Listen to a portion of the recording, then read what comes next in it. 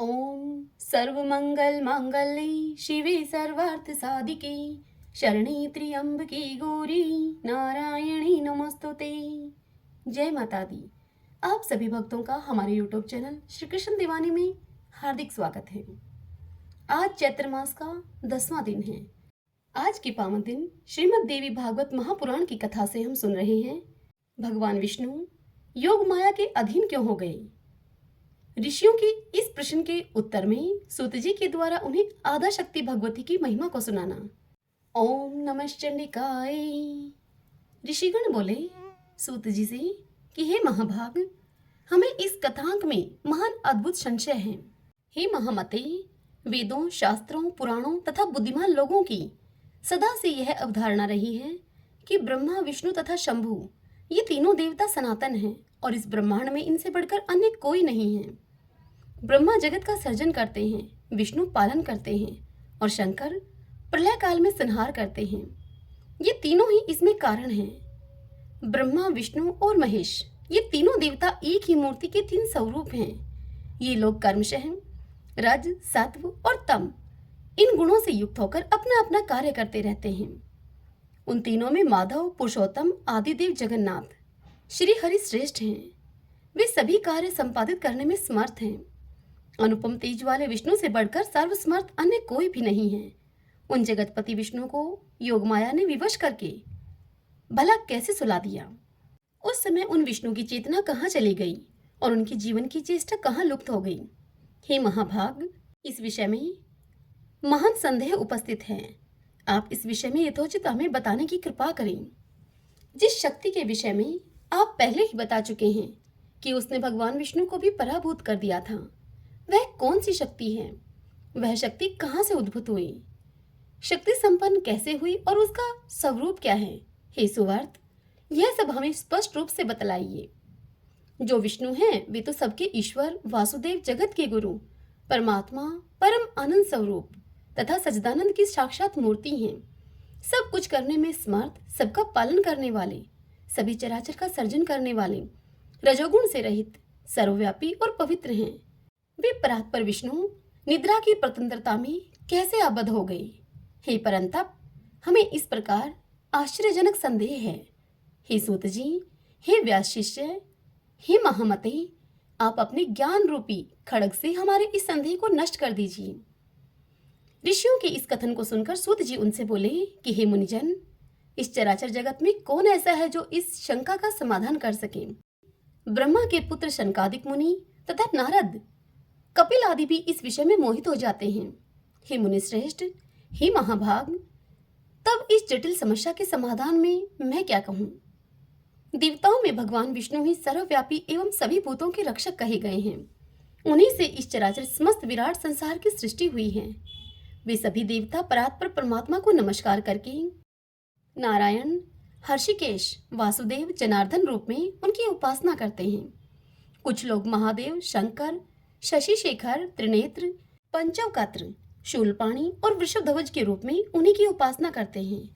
सभी वेदों में भी त्र्यंबकम, कपर्दी, पंचवक्त्र, गौरी देह अर्धधारी, कैलाशवासी, सर्वशक्ति समन्वित, भूतगणों से सेवित एवं दक्ष यज्ञ विध्वंसक आदि नामों से उनका गुणगान किया गया है। हे महाभागो, वैदिक विद्वान लोग सूर्य आदि नामों से भी नित्य प्रातः, सायं तथा मध्याह्न काल में संध्या करते समय विविध प्रकार की स्तुतियों से उन्हीं की प्रार्थना करते हैं। सभी वेदों में सूर्य उपासना श्रेष्ठ कही गई है तथा उन महात्मा का नाम परमात्मा कहा गया है। वेदों में सर्वत्र वेदज्ञों के द्वारा अग्निदेव की भी स्तुति की गई है। वहां त्रिलोकेश, इंद्र, वरुण तथा अन्य देवताओं की भी स्तुति की गई है। जिस प्रकार गंगा अनेक धाराओं में विद्यमान रहकर प्रवाहित होती है, ठीक उसी प्रकार महर्षियों के द्वारा भगवान विष्णु सभी देवताओं में विद्यमान बताए गए हैं। मनीषी विद्वानों ने 3 प्रकार के मुख्य प्रमाण बताए हैं: प्रत्यक्ष, अनुमान और तीसरा शब्द प्राण। अन्य न्याय के पंडित 4 प्रमाण बताते हैं: प्रत्यक्ष, अनुमान, उपमान एवं शब्द प्रमाण। परंतु अन्य मीमांसा के विद्वान लोग अर्थापत्ति को लेकर 5 प्रमाण मानते हैं। पौराणिक विद्वान 7 प्रमाण बताते हैं। इन प्रमाणों से भी जो दुर्गेय हैं वह है परब्रह्मा। इसीलिए इस विषय में बुद्धि, शास्त्र एवं निश्चयात्मिका युक्ति से बार बार विचार करके अनुमान करना चाहिए। साथ ही सन्मार्ग का अनुसरण करने वाले दृष्टांत के द्वारा इस प्रत्यक्ष विज्ञान का चिंतन बुद्धिमान मनुष्यों को सर्वदा करते रहना चाहिए। प्राय सभी पुराण तथा विद्वान ऐसा कहते हैं कि ब्रह्मा में सृष्टि करने की शक्ति, विष्णु में पालन करने की शक्ति, शिव में संहार करने की शक्ति, सूर्य में प्रकाश करने की शक्ति तथा शेष और कच्छप में पृथ्वी को धारण करने की शक्ति स्वभावतः विद्यमान रहती है। इस प्रकार एकमात्र वे आधा शक्ति ही स्वरूप भेदन से सभी में व्याप्त रहती हैं। वे ही अग्नि में दाहकत्व शक्ति तथा वायु में संचार शक्ति हैं। कुंडलिनी शक्ति के बिना शिव भी शव बन जाते हैं। विद्वान लोग शक्तिहीन जीव को निर्जीव एवं असमर्थ कहते हैं। अतएव हे मुनिजनों, ब्रह्मा से लेकर तृण पर्यंत सभी पदार्थ इस संसार में शक्ति के बिना सर्वथा हे हैं, क्योंकि स्थावर जंगम सभी जीवों में वह शक्ति ही काम करती है। यहाँ तक कि शक्तिहीन पुरुष शत्रु पर विजय होने, चलने फिरने तथा भोजन करने में भी सर्वथा असमर्थ रहता है। वह सर्वत्र व्याप्त रहने वाली आदि शक्ति ही ब्रह्मा कहलाती है। बुद्धिमान मनुष्य को चाहिए कि वह अनेक प्रकार के यत्नों के द्वारा सम्यक रूप से उसकी उपासना करे तथा उसका चिंतन करे। भगवान विष्णु में सात्विकी शक्ति रहती है, जिसके बिना वे अकर्मण्य हो जाते हैं। ब्रह्मा में राशि शक्ति है, वे भी शक्तिहीन होकर सृष्टि कार्य नहीं कर सकते। और शिव में तामसी शक्ति रहती है, जिसके बल पर वे संहार करते संपादित करते हैं। इस विषय पर मन से बार बार विचार करके तर्क वितर्क करते रहना चाहिए। शक्ति ही संपूर्ण ब्रह्मांड की रचना करती है और इच्छा अनुसार इस चराचर जगत का संहार करती है। उसके बिना विष्णु, शिव, इंद्र, ब्रह्मा, अग्नि, सूर्य और वरुण कोई भी अपने अपने कार्य में किसी भी प्रकार समर्थ नहीं हो सकते। वे देवगण शक्ति युक्त होने पर ही अपने अपने कार्यों को संपादित करते रहते हैं। प्रत्येक कार्य कारण में वही शक्ति प्रत्यक्ष दृष्टिगोचर होती है। मनीषी पुरुषों ने शक्ति को सगुणा और निर्गुणा इन दो भेदों से दो प्रकार का बताया है। सगुणा शक्ति की उपासना आसक्त जनों और निर्गुणा शक्ति की उपासना अनासक्त जनों को करनी चाहिए।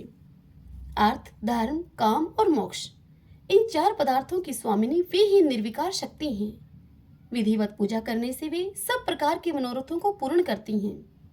सदा माया से घिरे हुए अज्ञानी लोग उस महाशक्ति को जान नहीं पाते। यहाँ तक कि कुछ विद्वान पुरुष उन्हें जानते हुए भी दूसरों को भ्रम में डालते हैं। कुछ मंदबुद्धि पंडित अपने उदर की पूर्ति के लिए कली से प्रेरित होकर अनेक प्रकार के पाखंड करते हैं। हे महाभागों, इस काल में बहुत प्रकार के अवैदिक तथा भेदमूलक धर्म उत्पन्न होते हैं, दूसरे युगों में नहीं होते। स्वयं भगवान विष्णु भी अनेक वर्षों तक कठोर तप करते हैं और ब्रह्मा तथा शिवजी भी ऐसा ही करते हैं। ये तीनों देवता निश्चित ही किसी का ध्यान करते हुए कठिन तपस्या करते रहते हैं। इसी प्रकार अपनी इच्छाओं की पूर्ति के लिए ब्रह्मा, विष्णु, महेश ये तीनों ही देवता अनेक प्रकार के यज्ञ सदा करते हैं। वे उन पराशक्ति ब्रह्मा नाम वाली परमात्मिका इन देवी को नित्य एवं सनातन मानकर सर्वदा मन से उन्हीं का ध्यान करते हैं। हे मुनि श्रेष्ठ, सब शास्त्रों का यही निश्चय जानना चाहिए कि दृढ़ निश्चय विद्वानों के द्वारा भी आदिशक्ति ही सदा सेवनीय है। यह गुप्त रहस्य मैंने कृष्ण द्वैपायन से सुना है, जिसे उन्होंने नारद जी से और नारद जी ने अपने पिता ब्रह्मा जी से और ब्रह्मा जी ने भी भगवान विष्णु के मुख से सुना था। इसलिए विद्वान पुरुषों को चाहिए कि वे न तो किसी अन्य की बात सुने और न माने तथा दृढ़ प्रतिज्ञ होकर सर्वदा शक्ति की ही उपासना करें। शक्तिहीन असमर्थ पुरुष का व्यवहार तो प्रत्यक्ष ही देखा जाता है कि वह कुछ कर नहीं पाता। इसलिए सर्वव्यापिनी आदिशक्ति जगजननी भगवती को ही जानने का प्रयत्न करना चाहिए। ओम नमः चंडिकाय। भक्तजनों, आज की यह कथा यहीं समाप्त हुई। इससे आगे की कथा हम कल अगले वीडियो में सुनेंगे।